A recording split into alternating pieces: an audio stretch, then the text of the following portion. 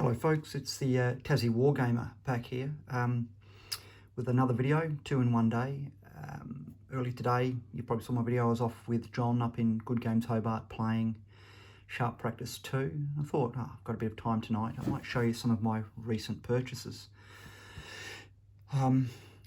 Generally played 28mm, although lately John and I wanted to play Water Tanker, and unfortunately our mate who we used to play regularly with moved away, so we ended up using John's 20mm stuff that he had from when he was a teenager, and we actually found that the 20mm fitted a little bit better on our 6x4 table that we were playing up at Good Games, and I really started to enjoy it. Felt like there was a bit more room, so I was looking on one of our local gaming selling pages on Facebook, and up came an opportunity to buy a package, basically an entire gaming package of Force on Force in 20mm moderns.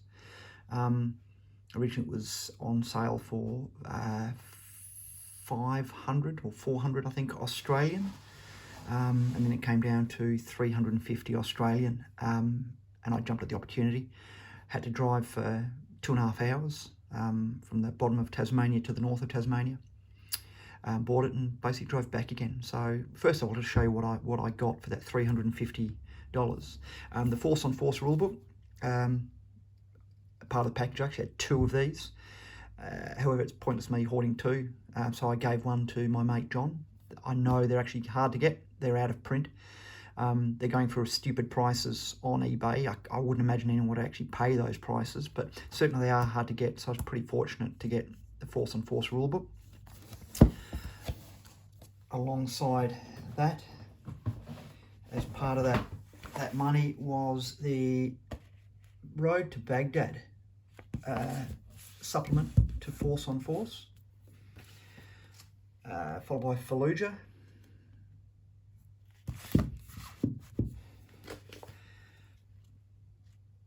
Day of the Rangers, so Somalia 1993, Cold War Gone Hot, World War III, Classified Special Operations Missions 1940 to 2010, and Enduring Freedom Afghanistan 2001 to 2010. So once I bought the package, it wasn't just the rule books, it was also basically the entire system for playing, especially Enduring Freedom. So what I got, apart from those rule books, let me just move those out the way, I also got, as you can see here, a range of miniatures. 20mm Elheim. I'm not going to pull each one out, but hopefully that's going to zoom in okay. Australian Defence Force. Quite a lot. I think there was, I don't know, 40 odd Australians. I've got some in this tray. There is another tray full of them. 40 Australians.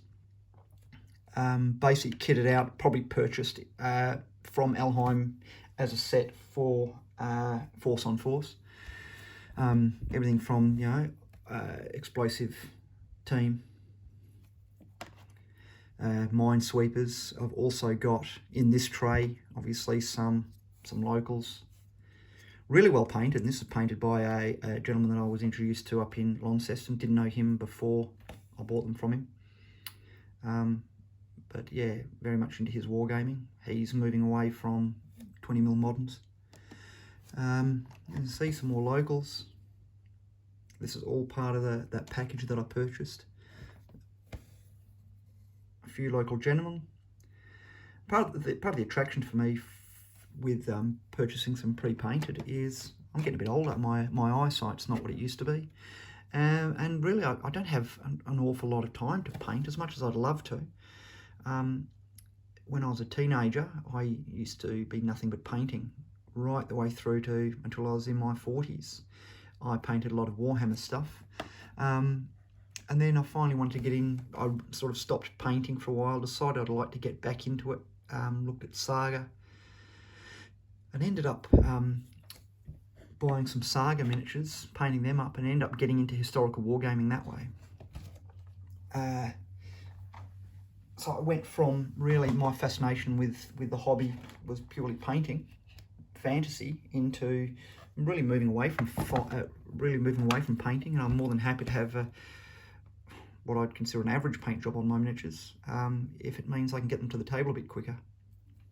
So obviously more Australian, so these entire 2 rows here are Australian.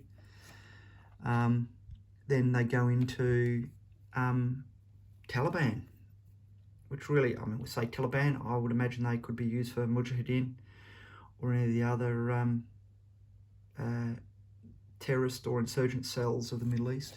Probably anywhere from, I don't know, maybe the 1970s onwards, considering they've all just got AK-7s and RPGs, most of them.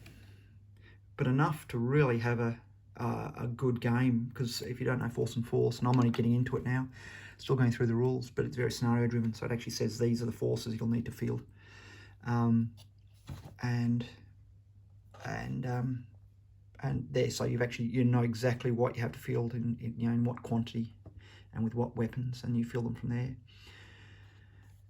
So that's the two trays of miniatures that I got as part of that package, and had I bought that, I would have been reasonably happy, but it just keeps coming. And you see, fully resin miniatures. Each one has the internals, so the roof can come off and you can place miniatures inside or on the roof. I'll just stack that there. That probably wouldn't be unreasonable. They do stack at some point. Some bigger ones, a lovely compound.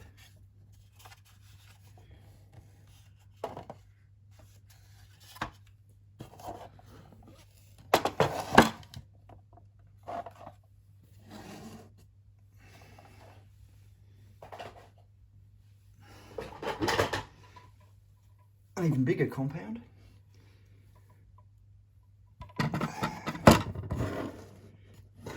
Again, fully painted. I mean, I do some 3D printing, so I can print off my own of these, but look, I tell you what, any opportunity I get to not have to do my modelling at this stage, I'll take the opportunity. Yeah, and they're still coming, by the way. Here's another one.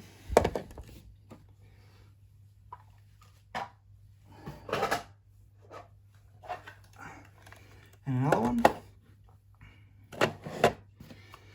A few smaller ones, which I was looking at and thinking they would be quite suitable to actually have as a multi-area,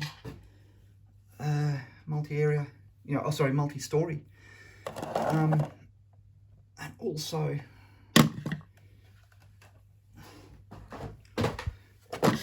a little garage. It's got a post. It's fallen over. I've just got to glue that back on. There you go, some of my miniatures. So that's the garage, and that's all of the, well, sorry, they're the buildings. You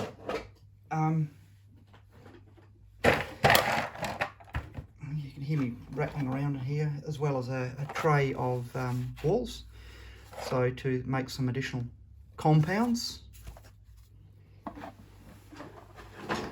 Now, if you said that was all, I would have been well impressed. But no, there's more. Lots of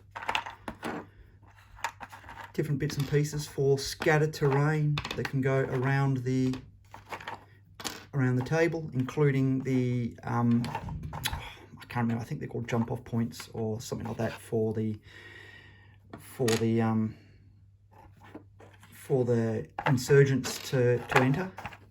I'm not going to go through every one of these, but as you can see, so there was that. You remember, this is all for 350 Aussie dollars.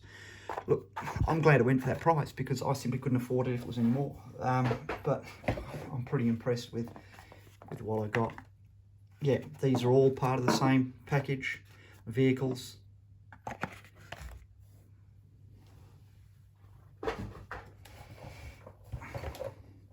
And more vehicles.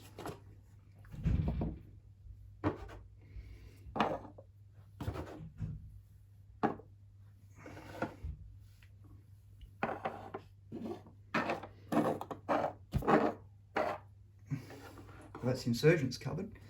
So here are the Australian vehicles.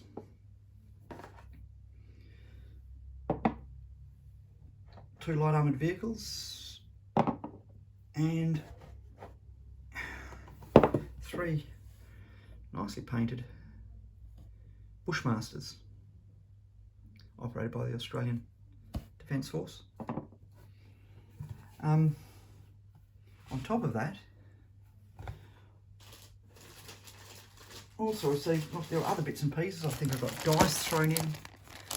Also got some miniatures. I'm not going to bother opening these yet, but it looks like there's another unit here. Could be of Special Forces. It's marked SLS. I have to look that up. Probably Elheim. Could be Special Forces, or maybe, looking at them, maybe forward, maybe spotters or something like that. I don't know. A few casualties. And looks like other bits and pieces that may have been add-ons to the vehicles, possibly, or just a bit more scattered terrain. So that was everything that I got for my price. As you can see, it is a full game setup. I've got everything I need to pad out basically a 4x4 table for force on force. Haven't played a game yet. I have set it all up on my table at home, and I've used the rules and moved minis in order to get accustomed to it. John's got his book as well, so eventually we're going to get together and actually have a practice game up at Good Games Hobart. A little while later, I was on eBay, and a bloke in, I think, Queensland, maybe Adelaide. These were $12. Again, resin. They were $12 on eBay. There was a bit of shipping as well.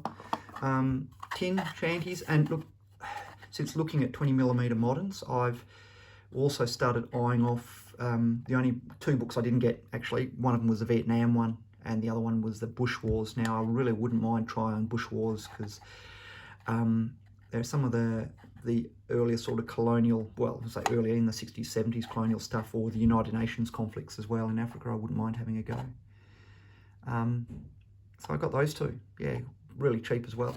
They're basic, but they're good. I think